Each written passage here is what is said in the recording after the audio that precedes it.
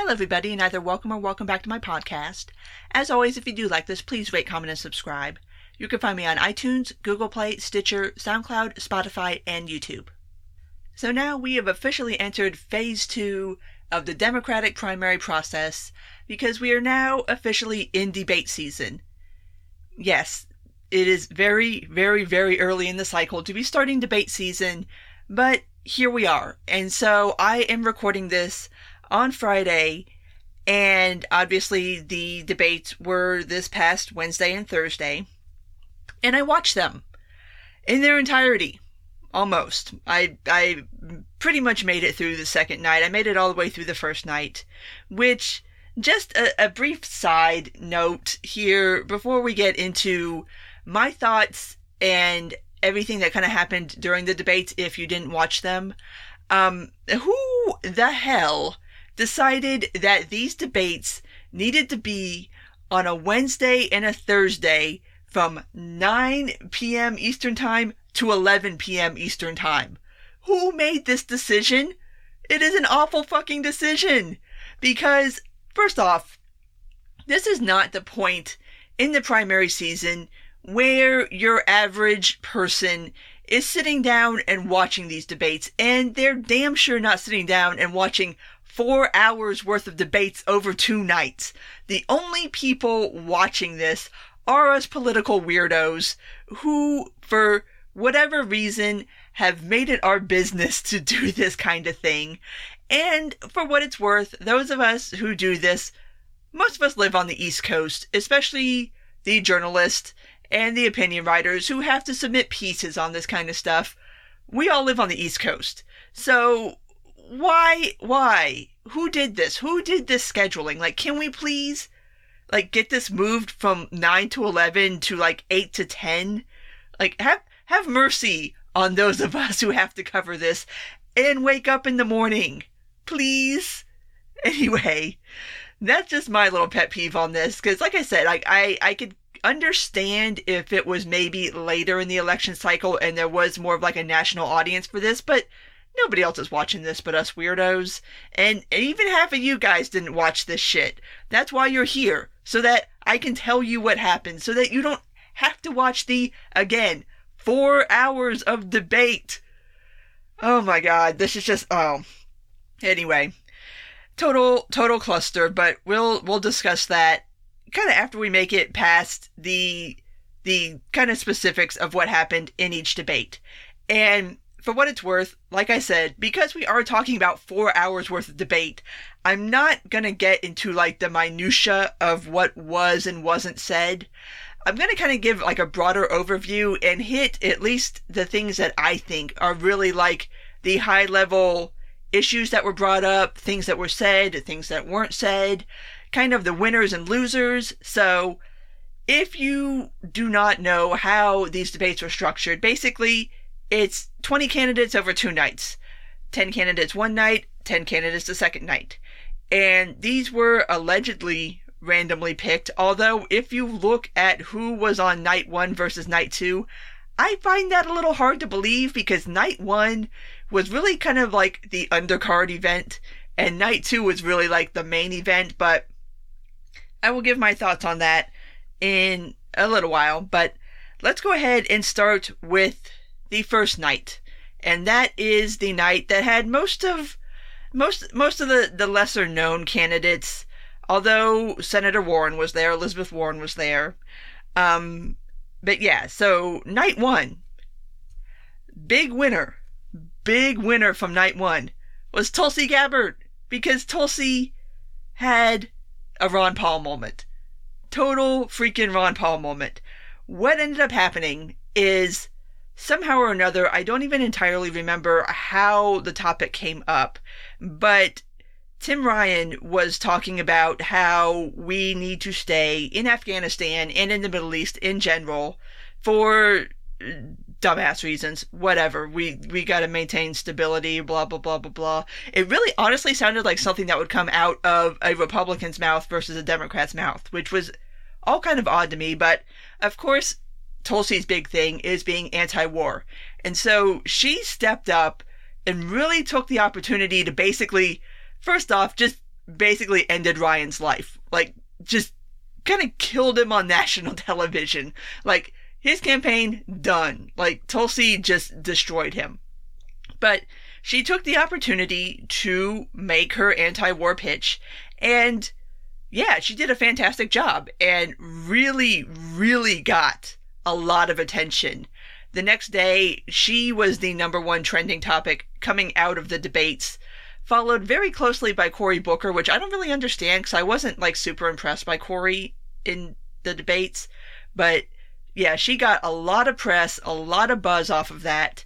And just overall, it was nice to see an anti-war candidate on the stage. And I know there's other candidates. I know like Beto has been kind of openly anti-war, but nobody's made it a centerpiece the way Tulsi has. And it was just really, really awesome to watch her step up in that moment and really like take that moment and put herself out there and kind of shine and show where she stands, what she can do, what she's capable of when given an opportunity to speak.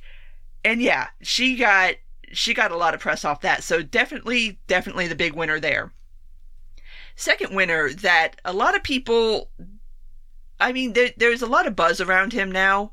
Not as much as Tulsi. I mean, Tulsi kind of blew everybody else out of the water on night one. But Julian Castro actually did a fairly good job. And he's kind of gotten press for two reasons. One good, one bad. And the bad part was when they were talking about abortion rights, he made the point that both women and trans people need abortion rights, which super woke there, Julian. But the thing that really set him apart was he publicly, for the first time, well, not for the first time because I had already known about this proposal, but he highlighted his plan to decriminalize immigration. And without going like super into detail about what the plan is, basically the idea would be not that it's open borders, but basically moving everything over to immigration court, basically taking everything immigration related out of the criminal court system, which there's very, very little of it to be had in the criminal court sections, but moving it all to civil offenses, and then everything will be handled through immigration court. So it's an interesting plan. I've read up on it a little bit. I'd like to see him flesh it out a little bit more. But yeah, that caused quite a bit of commotion. And then, of course, everybody had to opine on that. And what's so funny about Castro's plan is the way I found out about it was from a HuffPo piece. And they were kind of trying to spin it as more of Elizabeth Warren's plan because she agrees with it, but it's not her plan. And for what it's worth, during the debate, when he proposed that, she did not endorse it in the debate. So I'm a little confused by that, but at any rate, it's an interesting proposal. It's definitely gotten him a lot of press. And yeah, I would be interested in seeing that fleshed out a bit. Now for night one's losers. And the first one that I have to point out would be Beto O'Rourke. Because not only did he not manage to actually distinguish himself as anything really worth talking about, everybody just seemed to be generally annoyed by his presence. Like, not only the other people on the stage, but basically the general reaction I saw to his performance was basically like, shut up. And of course, Beto being Beto, he had to be the first one to go speak Spanish. Like, I'm like, oh my God. Like, that was like a bingo card spot on a whole bunch of drinking games that I saw floating around the internet. And I was just like, really, dude? Like, do we really have to do this? Like, and for what it's worth, if you weren't aware, the debates took place in Miami. So the speaking Spanish thing was kind of a pretty blatant pander to the crowd. And then, of course, Cory Booker had to go try his hand at Spanish too. And I'm just like, you guys, can we not do that? Like, come on, like, stop it. But yeah, Beto did not do anything really to help his campaign. And for what it's worth, his campaign has been kind of a mess ever since the Vanity Fair cover. It's like everything's just gone downhill from there. So yeah, didn't didn't take the opportunity to really showcase anything or to really set himself apart or at least not annoy the shit out of people. And while we're on the topic of annoying the shit out of people, my other loser from night one has to be de Blasio, because first of all, what is he even doing there? Why is this man running? And he's another one where it seemed like every time he opened his mouth, everybody was just like, shut the fuck up, dude. Like, nobody wants to hear from you. Like, nobody likes you. Like, nobody likes de Blasio. I think we can unite the nation over hatred, or at least strong dislike, of Bill de Blasio. Like, maybe that's his function. Maybe that's why he's there, to unite us all in just not liking that guy right there. And I keep comparing him to Jonah Ryan on Twitter, and if you guys have never seen Veep, then you don't get the joke, but dude is Jonah Ryan. He is so fucking Jonah Ryan, it's ridiculous. But yeah, he did not do himself any favors either. And yeah, so those are my winners and losers from night one. My other kind of takeaways from night one is that it is abundantly obvious to me that for the MSNBC left, Warren is their favorite. Like, they've chosen Elizabeth Warren to be their favorite. You could tell during night one just the way that they were asking her questions, the things that they were asking her, the amount of time they were giving her. She's the favorite. Like, she is right now the media favorite, and I think she kind of knows it. And it's not to say, like, she did a good job. Like, she came prepared. She came to play. Her answers were polished. She had everything all, Elizabeth Warren has a plan for everything. But, yeah, like, everybody's kind of impressed by her, and I'm just like, it's pretty obvious that she's the one that's going to get the fluff job. Like, she's the one right now. Another thing that was kind of notable about night one was that Trump wasn't really mentioned all that much. Like, everybody kind of stuck to talking about their policy points and their talking points, and honestly, he wasn't really discussed, and that's rather surprising, refreshing, and nice, don't get me wrong.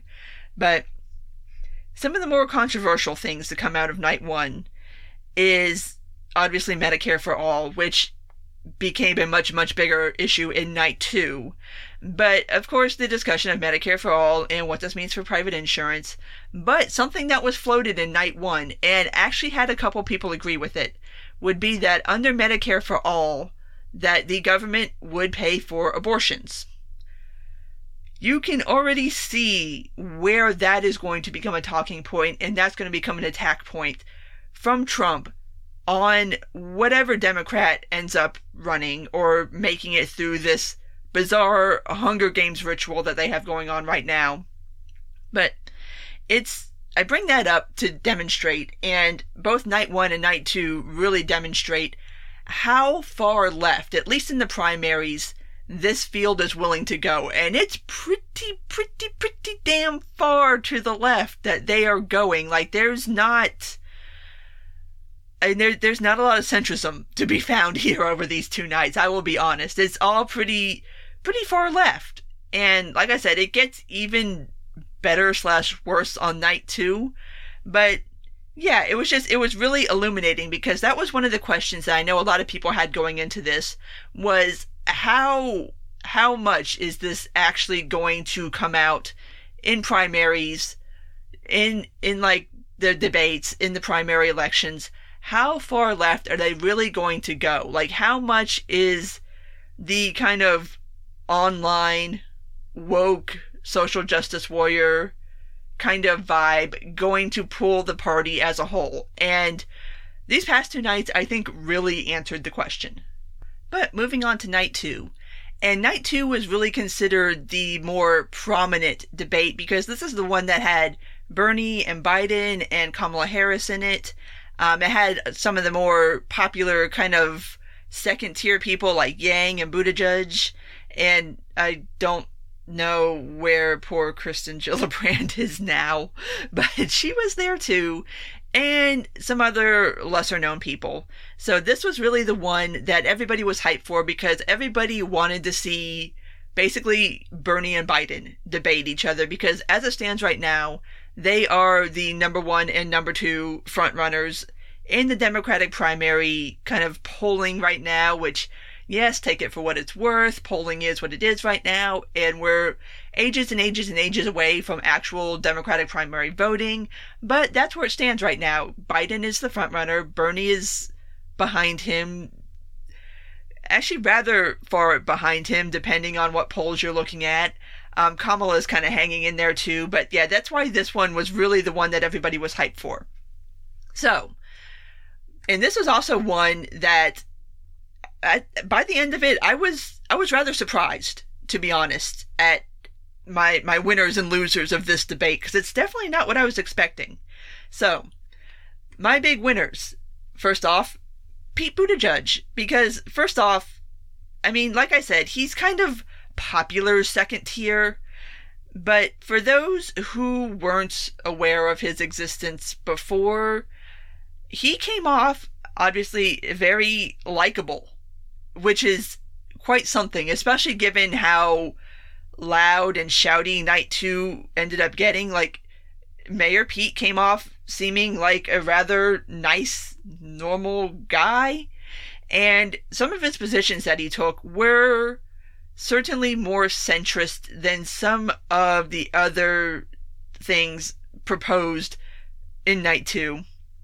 His Medicare for All plan is Medicare for all who want it, basically saying that he does not support the abolition of private insurance. Like, he supports them being concurrent, and if you want to get on Medicare for all, you can, but if you want private insurance, you can do that too.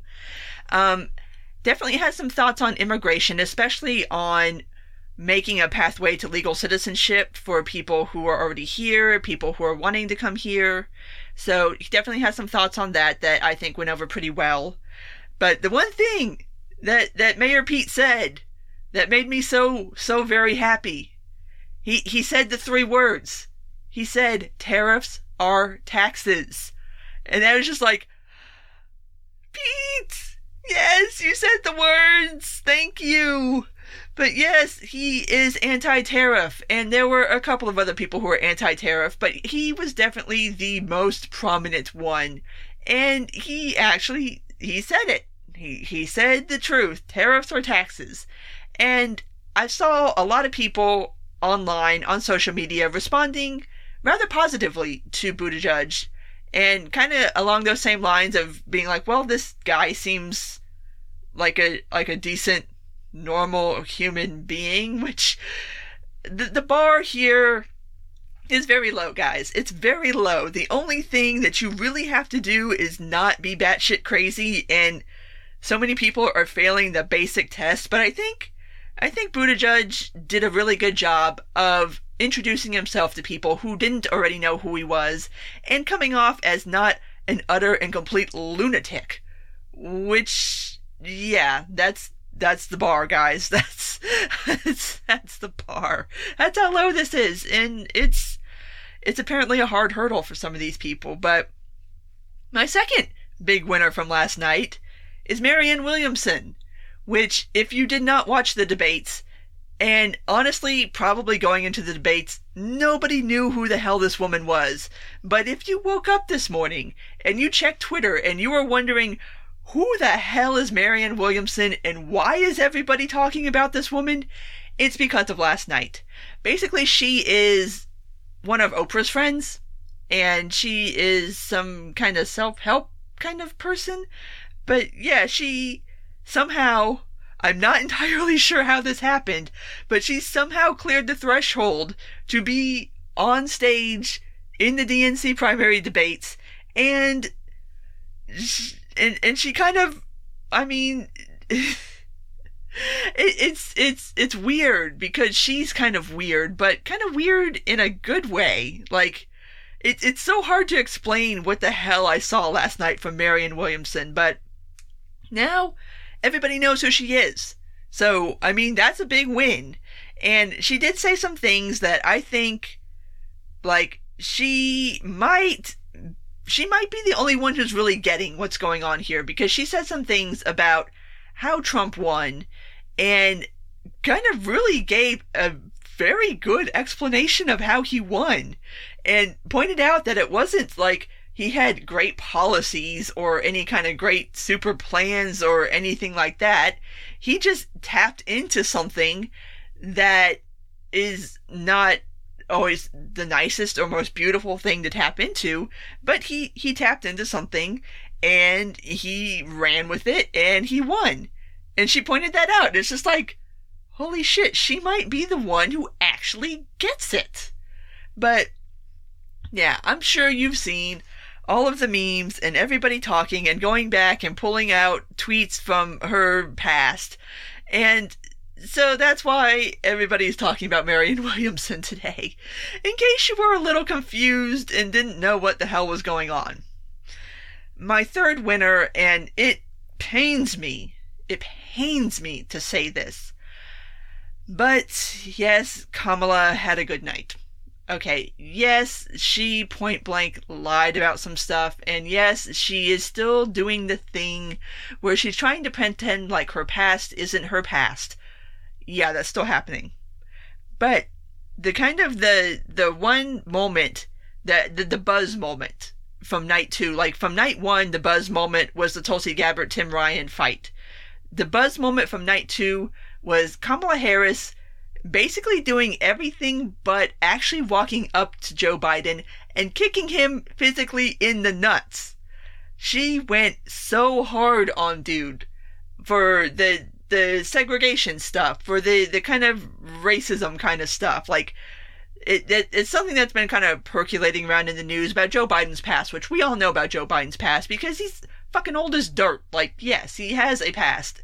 And it's not always the prettiest thing, but my God, she killed him. She tried to kill him, at least, because everybody is right now saying that, oh, he's done, Biden's done, he's gone. And I'm like, Biden is the Taylor Swift of politics. Like, every time you think dude is done, you think he's canceled, he's gone, there's no way he's coming back from this, he just pops back up, popular as ever. Like, there's no killing this dude. So yeah, this might hurt a little tiny bit. Like, I haven't really seen any polling come out yet from night 2 and whether this has really, really affected him. But I do know when, over the past week or two, I think Cory Booker was actually the first one to bring it up about Joe Biden and his rather sketchy, semi-racist-y past and supporting certain, like, segregation features and busing and stuff like that. It didn't really hurt his poll numbers. So I don't know if this is going to hurt his poll numbers or not either, but I do think rumors of his death are greatly exaggerated. Like, Biden's not going anywhere. Like, you're not getting rid of this dude that easy. So we shall see what happens. But another thing that Kamala did that is worth noting is she did basically say that if she was president, she's just going to EO all the things. So that's a little frightening, but yeah, she is probably the person out of night 2 that came out the strongest. So yeah, but she's still a cop, and she's still lying about her past, and she still sucks. And I don't want to say nice things about Kamala anymore. Moving on to night 2's losers. The first person, and it gives me great joy to say this, but Eric Swalwell, which most people probably going into the debate, unless you are on Twitter and you are kind of part of our little political Twitter universe, had no freaking clue who this dude was. But everybody on Twitter knows him as the nuke guy. And if you don't understand kind of the genesis of why we have to make nuke jokes every time Swalwell tweets, is he threatened, I forget who he even threatened. But it was somebody made some comment, like some offhand dumb comment, and he threatened to nuke him. So now that's why we have to drag this dude every time he comments. But, so, he was at last night's debate, and basically he ended up being last night's Tim Ryan in the fact that probably nobody knew who the hell you were before tuning in, and everybody is annoyed as fuck with you right now. So, The big standout that Swalwell said was he made a comment, and this was basically like a veiled swipe at Joe Biden, that it's time to pass the torch to the younger generation because they are ready to lead. And Biden basically responded, and I'm paraphrasing here, "Bish, you can have this torch back when I'm dead." It was the stupidest, awkward moment. And I'm just like, I tweeted out, I'm like, Eric, no, he's right there. Like, don't say that. He's standing right there. He can hear you. But, yeah, so basically, he got smacked down by Biden, and nobody really wanted to talk to him after that because everybody was just basically annoyed by everything coming out of dude's mouth. So, yeah, that's pretty much what happened to Eric Swalwell, although I'm sure we'll still be seeing more of him because that's just the kind of guy he is. Now, my second loser from last night, and I'm honestly kind of surprised at my loser list because this is not what I was expecting to see at all, and that would be Bernie.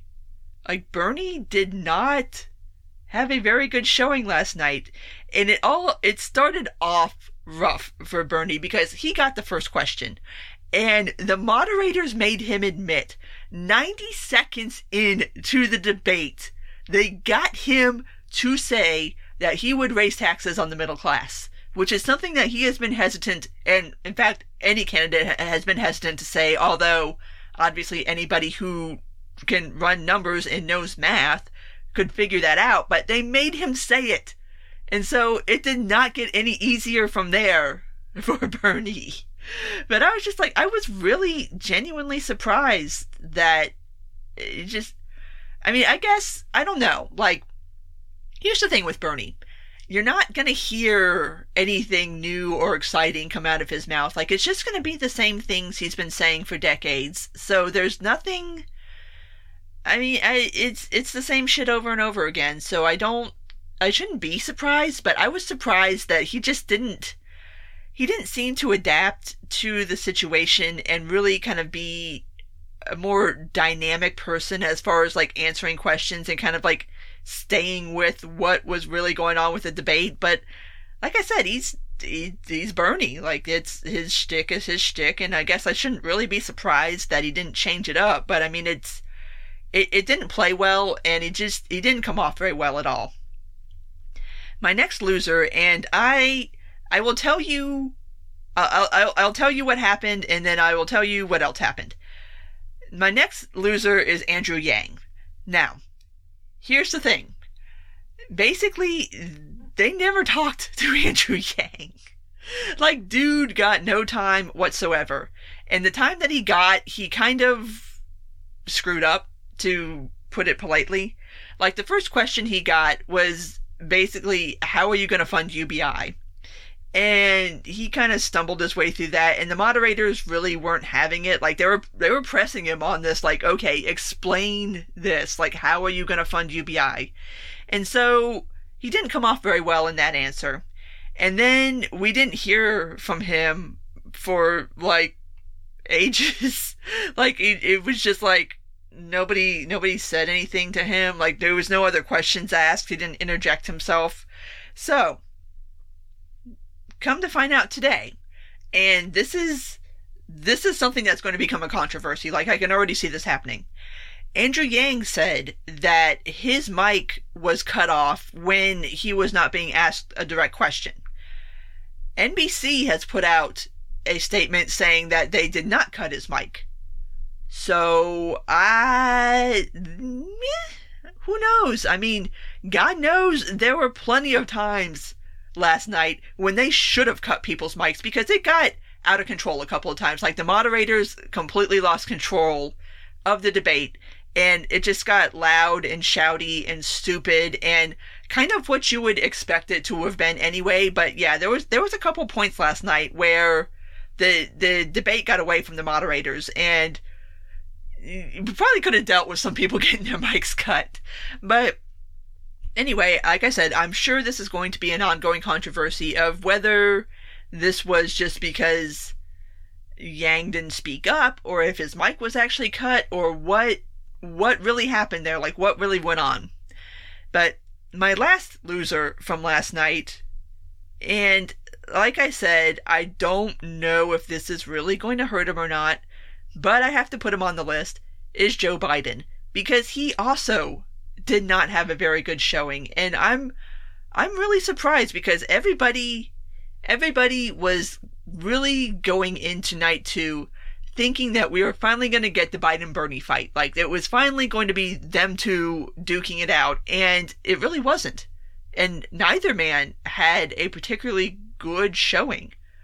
Like, it was weird. Like, and it's not like Joe Biden is inexperienced in debate. So it was just weird to see him perform so poorly. Like, it was just, I was surprised. I was really surprised at how badly Biden and Bernie did last night. So, some of the talking points from night 2 is, and this was also a thing in night 1, but basically all of the free things for all of the people. You get a free thing, you get a free thing, everybody gets a free thing. We've got free college, we've got free healthcare, we've got free stuff everywhere. Woohoo! But that is to be expected because that is what a lot of people have been promising on the campaign trail. But there were some real standout moments last night. And the first one is that the moderators put forth the question of, if you were president and under your healthcare plan, would your plan cover undocumented immigrants? Every candidate from night 2 raised their hand and said yes. Now, you guys know how I feel about immigration. I think I've made it pretty clear at this point. And even I was like, guys, no, you don't want to say that right now. That is no, don't do that. And almost by clockwork, like, it had to have been, like, right after that, Trump tweeted from the freaking G20 summit that he's at. Instead of doing whatever the hell the president is supposed to do at the G20 summit, he was obviously watching the debate and immediately hammered them on that point. And I was just like, you guys, you just handed him his next 5 rallies worth of material by saying that your health plans would cover undocumented immigrants. Oh my God. I was just like, oh my God, no. No. This is how you're going to lose in 2020, is by doing shit like this. And I've already seen the narratives forming on social media in that conservatives, Republicans are saying that they, meaning Democrats in general, want to decriminalize immigration and they want to give undocumented immigrants health care. And I'm like, first of all, nobody else really signed on to Castro's plan yet, like really, like fully.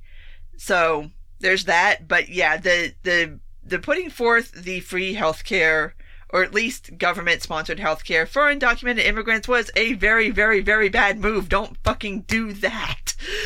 Oh my God. But yes, it's already happening. Like, that narrative is already forming up, and you know that going into 2020, that is going to be what they're going to hammer them on, is that they want open borders and they want to give undocumented immigrants free stuff. I mean, that's already the knock. And you just gave them more ammunition. So I was just like, that was just bad optics. Like, really stupid optics. Another thing that came out of last night's debate, night 2, is, and this is, I can't even slam the candidates for this because obviously they did not choose the questions, but the moderators asked the question of, what would you do about immigration on your first day in office? And I'm just like, that is a stupid fucking question. And it's one of those, like, I don't know how a candidate would really answer that well, and nobody really did, because it's like, okay, you're asking people, how are you going to fix this decades-long issue in your first 24 hours as president? Like, it was just a stupid question, and it generated a lot of stupid answers, but like I said, there's no good answer to that question, other than being honest and saying, well, nothing, because that's not how this fucking works. But moving on, the other kind of big big takeaway moment is that the moderators asked the crowd, and there was a lot of ways that these questions were asked where it was like the response was to raise your hand. And it's just like, what are we, in kindergarten? So this one was that, which one of you guys would support eliminating private insurance? And to be clear, that was the question, because some people are trying to walk it back. But Bernie Sanders, Kamala Harris, and Kirsten Gillibrand all raised their hand as saying yes, they support the elimination of private insurance. Now, Harris is trying to walk it back by saying that she didn't understand the question, that she thought that the question was whether she would be willing to get rid of her private health insurance. That wasn't the question. Not at all. And nobody else misinterpreted the question. So, and not to mention that Harris has been on record saying as much previously. But now she's trying to walk back that hand raise. So that's another thing that they're going to get hammered on by the right, is that they, and all Democrats are going to be tarred with this same brush, that they want to get rid of your private insurance, which, properly understood, Medicare for All does abolish private insurance. Let's be honest. But it's one thing to not really say that, and another thing entirely, like, raise your hand and be like, me, I support it. It's like, are you stupid? Yeah, but that's, again, another demonstration of how far to the left this field is starting to lean. It's pretty fucking far. Like, really far. Like, people are starting to wonder, like, what is going on far? But night 2 also featured a lot more talk about Trump, much more so than night 1.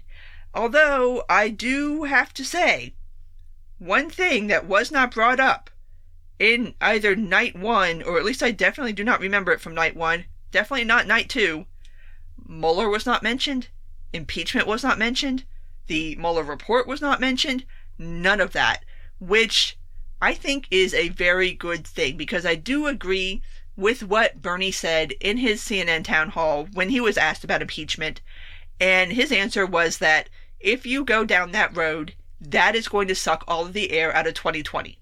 That is going to be the only thing discussed. Nobody's going to want to talk about anything else. It's all going to be about Trump and Russia and impeachment, and that would be a very bad idea. So I'm surprised that everybody really stayed away from that topic. Like, I'm surprised, and pleasantly surprised, because this doesn't need to be about that. Like, these candidates should be focusing on their policy positions and their plans and their views, and not focusing on Trump in that way. So I thought that was actually really good, like, messaging. Like, that was a really good job that they did on that. My last takeaway of night 2, especially versus night 1, is night 2 was much louder, which is always to be expected. Whenever Bernie is on a stage, things are going to get loud. And there were some shouting matches. And like I said, there were some times when the moderators lost control of the debate. So night 2, I think, was really more of what people were expecting overall out of these primary debates. But overall, my general thoughts on both night 1 and night 2. First off, this setup is a fucking disaster. And I say that knowing that there's not really a better way of tackling this. But you have 10 people on a stage. You have 2 hours, which I don't want them to be longer than 2 hours, obviously. Having consumed 4 hours of content over the past 2 days on this is, like I started off with, far more than any normal person is ever going to be interested in doing. So that's a problem right there. But you have these large groups of people, and you have these multi-topic debates. Like, maybe it would be a more orderly way to handle this to have single issue debates if you're going to have that many people in that time frame, so that each candidate can kind of more fully articulate their thoughts on any one particular topic, versus having these very scattershot sort of debates where you really only have 30 seconds to say what it is you're going to say, and then maybe if you're lucky you can muscle your way into like a response somewhere. But yeah, it's not a super good platform for candidates, especially lesser known candidates, to try to kind of get in there and kind of show people like who you are and what you're about. So yeah, it's a mess. Like this is a mess. And I am sure that Tom Perez, who is the head of the DNC, is praying to whatever God that he prays to that people start dropping out, because this is just, it's too many people. And I've said this before. I said it when I did my 2016 postmortem, was that don't do what the Republicans did in 2015 and 2016, and having this whole massive field of people running where the only people who are going to get traction are the loudest, most obnoxious people in the room. And that's exactly what you're going to get. So yeah, I don't know any way around this, but it's also worth pointing out that it's like watching the Hunger Games. It really is. It's like watching everybody just run towards the cornucopia and try to get whatever the hell they can get. And if you gotta kill a couple people on the way, then you gotta do what you gotta do, because you gotta get there and you gotta get your weapons. So it's a disaster. But for me, I think that night 1 was way more interesting than night 2. And I know a lot of people were really hyped for night 2.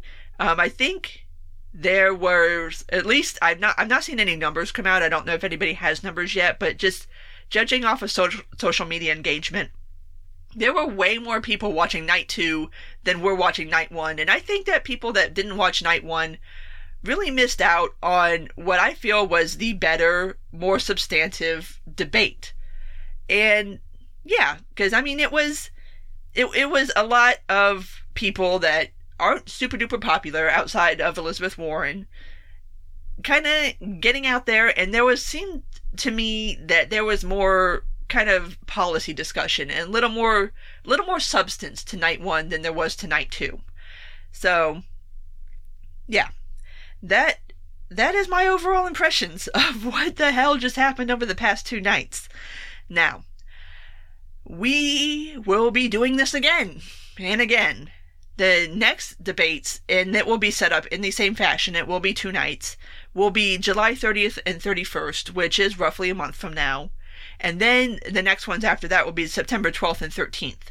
So at least we get August off. At least we get a primary debate-free month between sometime in the nearest future. But I don't see, from what I saw over the past 2 nights, I don't see anybody dropping out over the next month. And I think it's kind of weird how they did the scheduling for this, because I think doing these like a month apart, like doing the first one and the second one a month apart, is kind of too soon. Like I don't know what can possibly be discussed in the second round of debates that wasn't just discussed in the first round, unless they plan on handling the questioning differently in the second round. I don't know. I mean, obviously nobody's privy to the questions, or at least is not supposed to be privy to the questions before the debate, so maybe that will be the difference, and they will handle it a little differently as far as questioning is concerned. Maybe they will stick to maybe like 1 or 2 different specific topics and kind of keep it a little more narrowly focused, so that the candidates can have a little bit more time to kind of flesh out their ideas on healthcare or immigration or the environment or whatever they choose to focus on. But we shall see. So, at this point, I'm going to go ahead and wrap this up. As always, if you did make it this far, thank you. And if you do like this, please rate, comment, and subscribe. You can find me on iTunes, Google Play, Stitcher, SoundCloud, Spotify, and YouTube. Take care, and until next time.